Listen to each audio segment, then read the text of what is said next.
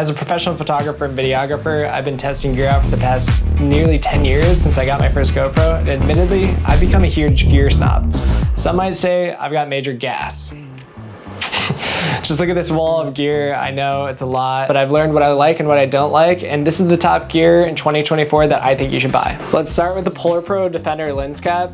This is my favorite item I picked up last year, and I felt like it was unnecessary at the time, but quickly became a must-have. Fits great on the lens. It's thick enough to absorb some impact, and the lip isn't too long and annoying like other ones. It doesn't leave a weird residue in the lens like other flimsy ones do either. For $30, I thought this was a want and not a need, but once I used half normal caps, half Defender caps, and some of these older kind of shitty ones, they were not protecting my lens nearly well enough. If you're still using slow storage in 2024, it's time to upgrade to these Samsung 4TB SSDs that are 2000 megabytes per second.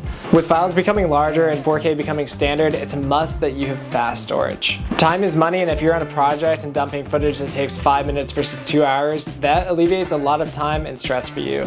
Plus, you can edit off of it, keep your computer running faster, and these used to be $700 to $800, and they've dropped in price significantly. This is way safer if you drop it, and way faster. For those looking for a lot of storage, this is kind of a 2.1 for a metro fuck ton of storage. I suggest checking out these OWC shuttles. I've had issues with G-Raid shuttles, but no issues with my OWC one so far. If you live by the ocean, keep it in a sealed AC room ideally. Number 3 is this SSD holder on the laptop. It's super clutch for traveling and even just on the couch, so your drive doesn't slide out and disconnect. Right here, oh, easy. The Peak Design removable strap, super easy to make longer, shorter, and also I use it to stabilize video when I'm running around. And maybe it doesn't look the most chic, but it is super functional. Just a heads up, I had one a few years ago that kind of melted on me because it was so hot out, and when I was shooting, it ruined this shirt I had on this like 32-mile backcountry hike I was doing off the grid. They sent me a replacement, so that was pretty sick.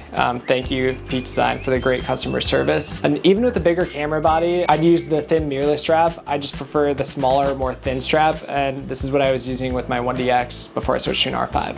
I think every photographer and videographer should get a Pelican Air 1530 travel case. When I got this, I didn't think I'd use it so much, but it's an absolute go-to nearly every single shoot. I've used it on boats, taken it all over the world on planes. It's super rugged. A lot of the cases sell without foam, and that's totally fine, but I suggest getting one with the Trek Pack divider like I did.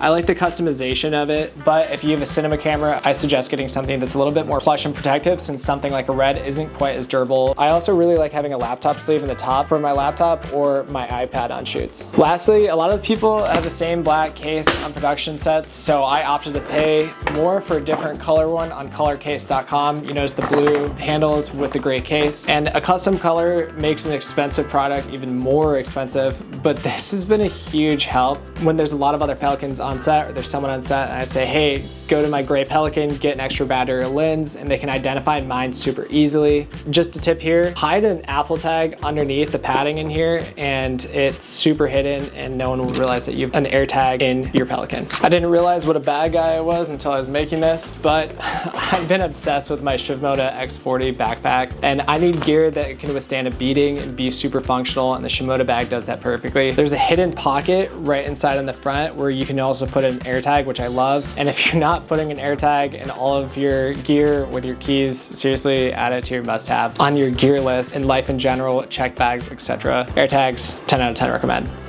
Whether I'm in the backcountry or hiking in Hawaii, it's super water resistant, and I can actually fit an entire avalanche kit in here easily with my camera gear, or camera gear with a water housing in the top, and it's super light. I really like the roll top and the padding on the back.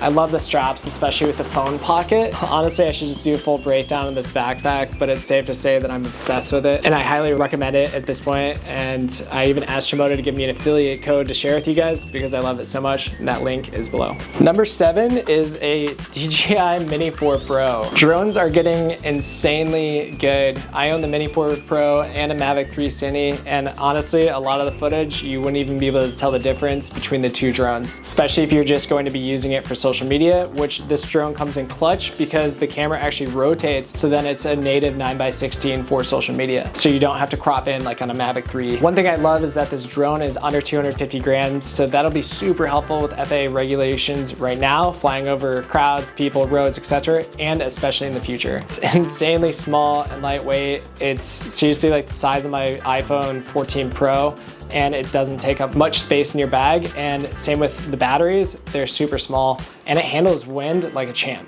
The Insta360 X3 or X4 are amazing. I think this camera is just awesome for those who are willing to tweak the framing after.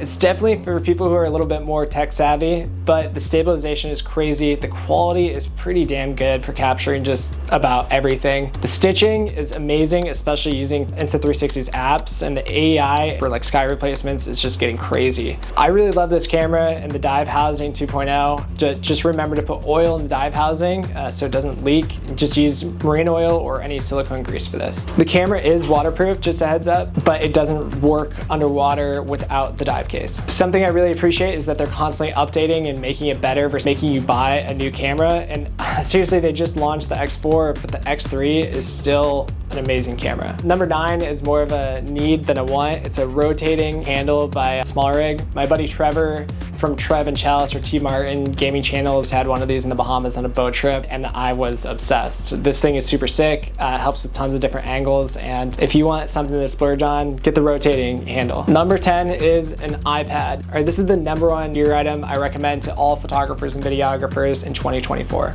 On shoots for years, I brought a binder with releases for models and showing inspo for shots, etc. But the iPad makes it so much more simple and much more professional. And I've even been making stickers on here that I've been selling in stores. Or if I do a location scout, I'll take photos on my iPad and then I'll draw all over it, and then I'll show the client exactly what I think we should be doing.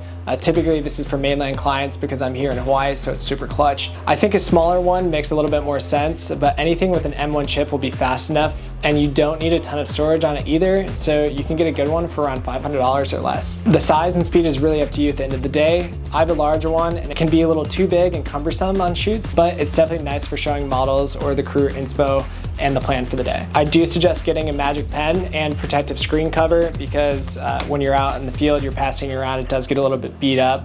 Side tangent, for the iPad programs or apps-wise, check out Milanote for pre-production, and I have an affiliate link for that down below. And I also love Procreate for drawing, that's what I make my stickers with, and Notability for note-taking, and also assigning releases and things like that. If you're wondering why I didn't talk about lenses or cameras, it's because I think those things are a lot more specific to the ecosystem that you're in and what your specific needs are.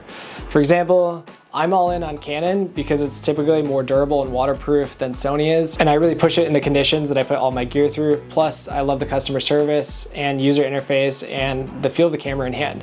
But if I were starting over again today from square one, I'd be super tempted to go with Sony because they're just developing technology so much faster than other camera companies, and they're so small and lightweight. On a side note, if you're looking for an underwater housing, I think Aquatech is the best, and I'll make a whole other video on that. But my affiliate code is Connor5, and it gets you 5% off, and it also gets you an additional 5% off during sales.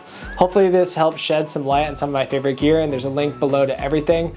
Let me know if you have questions on the gear in the comments. I'd be stoked to hear what other kinds of videos you want to see from me as well. I'll see you in the next one.